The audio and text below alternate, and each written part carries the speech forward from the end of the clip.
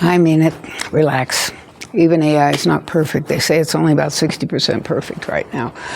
And the fact is, none of us have to be perfect.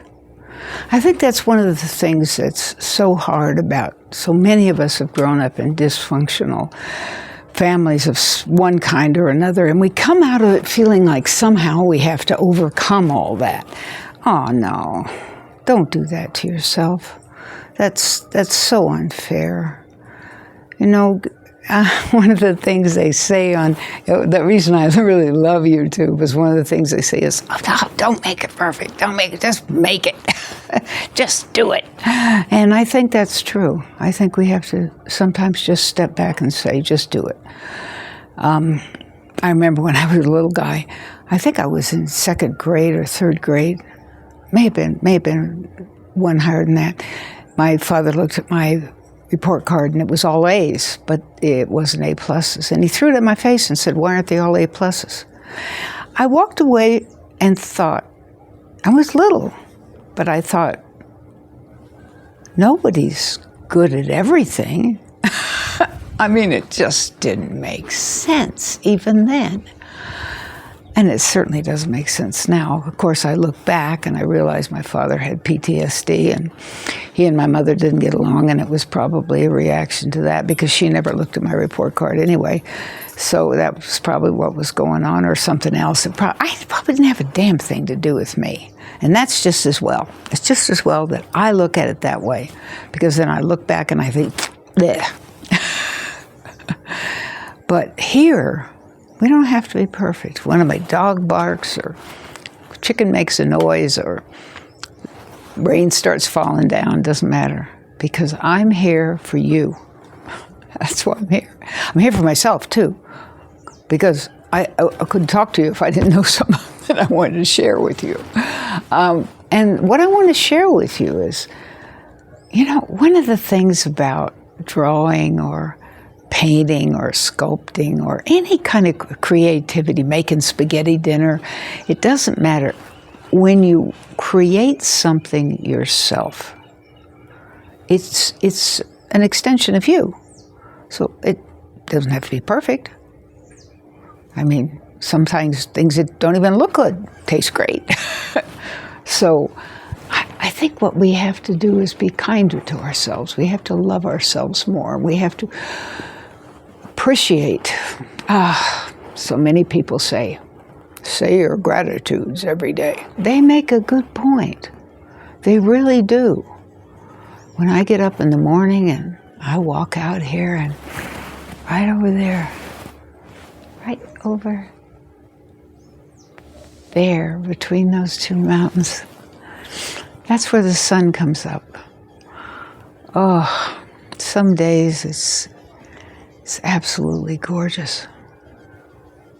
Some days you can't see it, you know, if there's too much fog, or it's raining too hard or something, but usually you can. And we never have to worry about snow here in Ecuador. No, it's always between 58 Fahrenheit and 86 Fahrenheit, but it's right there. And you know what's wonderful about that? It is always different. It's always different. Not perfect. It's always different. It's always interesting. It's always a joy to know that it came up.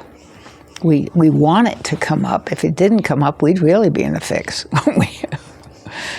And can you think of yourself like that?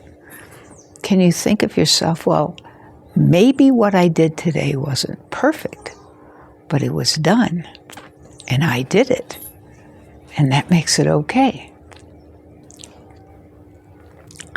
I had several other things planned today to do that I didn't get done, but I forgave myself. I said, that's okay.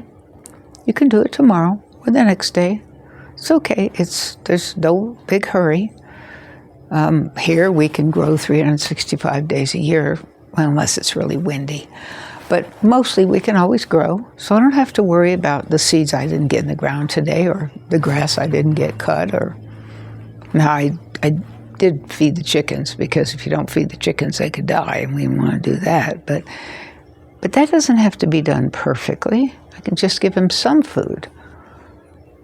you see what I'm saying? I'm saying that sometimes we need to just take it a little easier. In this time of this world where there's so many things that are unprecedented, it's causing us a level of anxiety that we're just not used to.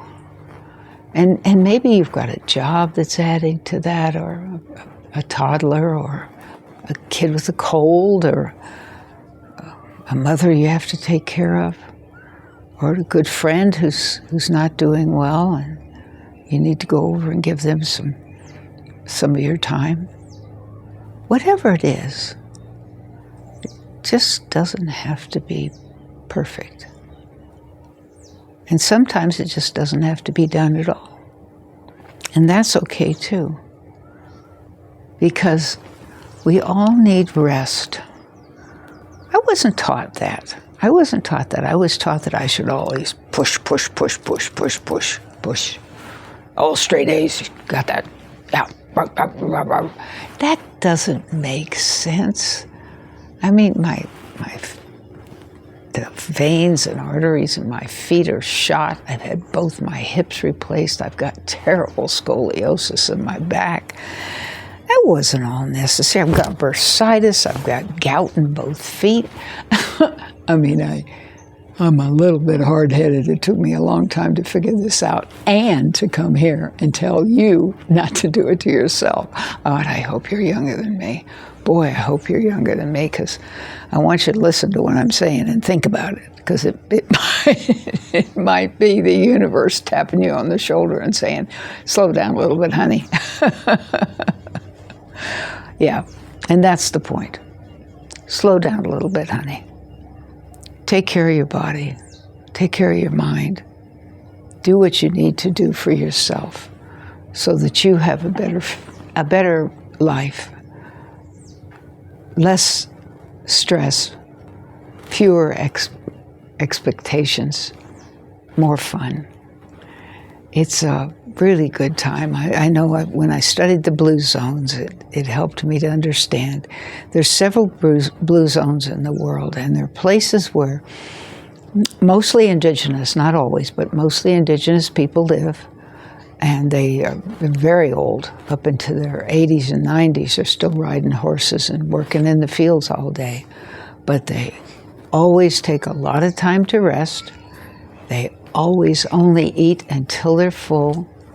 And they always put time aside to be with the community, as involved with the community. They don't overwork.